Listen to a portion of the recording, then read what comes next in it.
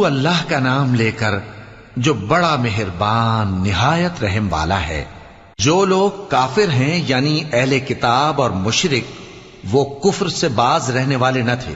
یہاں تک کہ ان کے پاس کھلی دلیل آ جائے، یعنی اللہ کا ایک پیغمبر جو پاک اوراق پڑھ کر سناتا ہے جن میں مستحکم آیتیں لکھی ہوئی ہیں، اور اہل کتاب جو فرقوں میں بٹے ہیں تو دلیل واضح کے آنے کے بعد ہی بٹے ہیں، حالانکہ ان کو حکم تو یہی ہوا تھا کہ اللہ کی عبادت کریں، اطاعت کو اسی کے لیے خالص کرتے ہوئے یکسو ہو کر، اور نماز قائم کریں اور زکوٰۃ دیں، اور یہی مضبوط اصولوں والا دین ہے۔ جو لوگ کافر ہیں یعنی اہل کتاب اور مشرک، وہ دوزخ کی آگ میں پڑیں گے اور ہمیشہ اسی میں رہیں گے۔ یہ لوگ سب مخلوق سے زیادہ برے ہیں۔ بے شک جو لوگ ایمان لائے اور نیک عمل کرتے رہے وہ تمام خلقت سے بہتر ہیں۔